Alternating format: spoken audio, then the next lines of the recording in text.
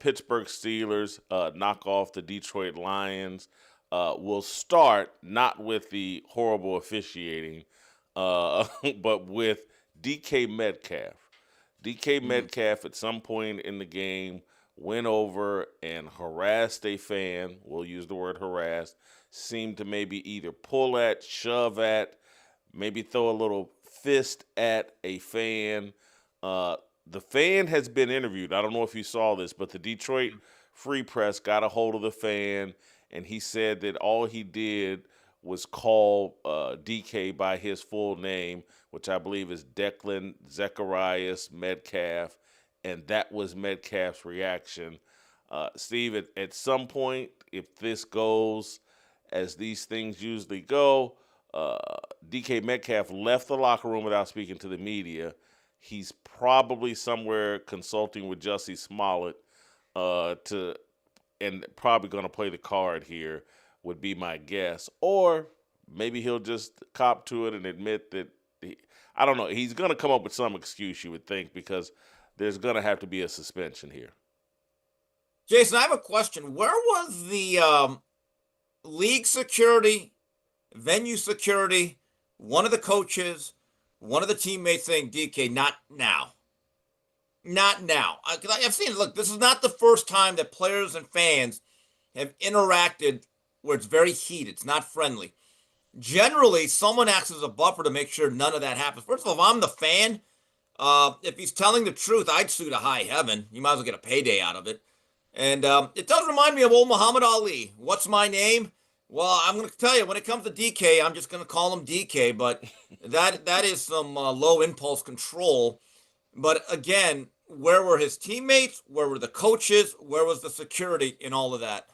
Well, Pittsburgh, and again, we'll get into the football aspect of this, but uh, Mike Tomlin's reputation, particularly as it relates to wide receivers, particularly as it relates to diva players, is they kind of get free run until they get moved out or cut or whatever. This is DK, not quite Antonio Brown, but if you had to think of a team that was going to have a wide receiver take a swing at a fan, if you had to get, well, you go, oh, it'll be Pittsburgh.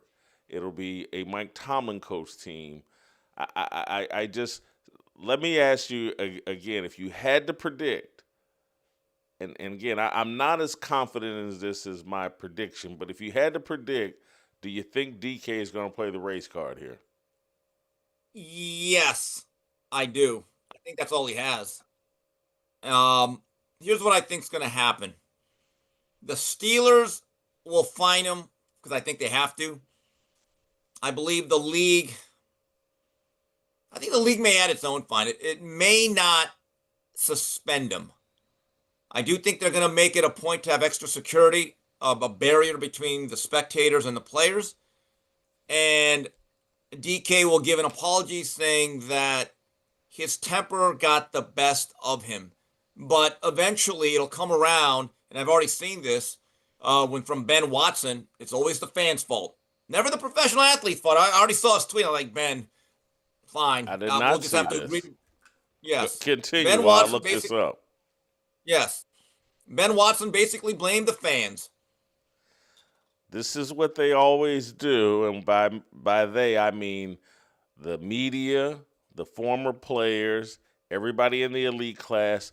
Fans are the worst people on the planet, according to the athletes who make all this money off fans, according to the mainstream media who's reliant on fans.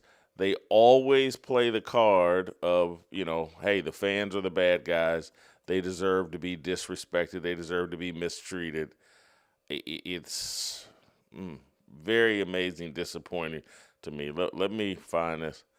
Oh, well, see, I saw this earlier, and all I saw was no excuse, and then I quit But, reading. I was like, oh, but, this will be an expensive reaction. But I never got to the but. But the fact that incidents like this don't occur more frequently is a testament to the self control of athletes in the arena. Clubs and security should be reminding their fans to support the team and leave the visitors alone. I could be wrong, but I doubt DK just randomly picked this person to initiate a convo. Come on, man. If it's like they're taking away the whole point of being a fan, or part of the point of being a fan. You root for your team, but you root against the other team, and you try to harass the other team to get into their heads to make them make mistakes. It's part of the home crowd advantage. Is like, hey, you know you're gonna get harassed. They're taking the fun out of sports. Everybody's just supposed to step back and treat these athletes like they're gods and they can't be questioned.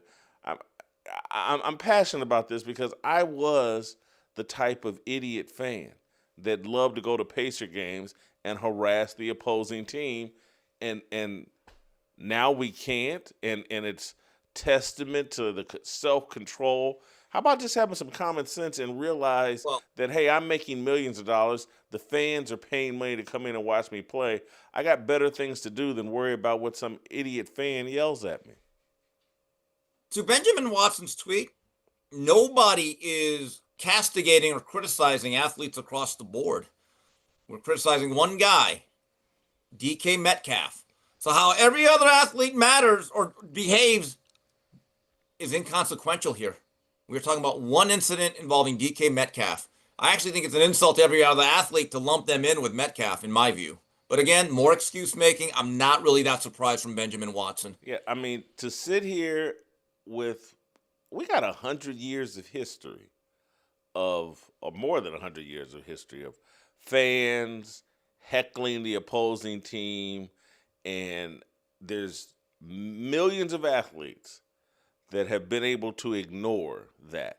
And then there's a handful of athletes that can't, that don't have the discipline and the self-control, and to act like they're leaping over tall buildings and doing something incredible by not reacting to a fan who's got a Pittsburgh Steelers jersey he's holding, wearing blue hair. I just can't. I mean, excuses, and everybody's supposed to have a hair trigger. You hear something, again, it's the argument is like someone else is in control of your emotion. What Steve Kim says to me determines how Jason Whitlock is going to react and act throughout the day is just a joke. Let's move to the game. The Steelers hang on at the end. I don't know if you said there was 2 pass interference calls here at the end. The first one I thought was a joke. I don't think that was a pick. I think the defender initiated the contact, which wiped a touchdown off the board for the Detroit Lions. The second pass interference, I thought Amon-Ra clearly pushed off, and I have no problem with it. The Steelers got lucky here. Did they? I don't. That Detroit defense is so bad. I told you, look, I vacillated on this. I thought the 2 coordinators leaving would be an issue. Then it looked like 7 games in, they're going to be fine. And defensively, they never got healthy, and it's just a bad defense. But I give them credit. They showed a little bit more versatility yesterday. They were bad in the run game yesterday instead of just the throw game. And when you see Warren just running roughshod on them, I don't think the Steelers' offense is very good, but they put up some real numbers, putting up 29 points. This has to be a disappointing ride here for Detroit. This is still one of the better rosters when healthy. They never got the defense right, and there's no doubt about it. Ben Johnson is missed. And you could really see it in terms of what's going on in Chicago. And as for the Steelers, Jason, we got to give them credit. I don't think they're that good. I don't think they're going to make a deep playoff run. But it looks like they're going to have double-digit wins and make the playoffs. I got to give Tomlin a tip of the cap. He finds a way to get it done, at least in that regard. They're going to win 10 or 11 games, but you kind of ducked here. You don't have a problem with these 2 offensive pass interferences? No, the second one was fine. I thought Yeah. that was a complete good call. The first one, I can go either way. I think that call, Jason, I get more and more cynical every season now with officiating.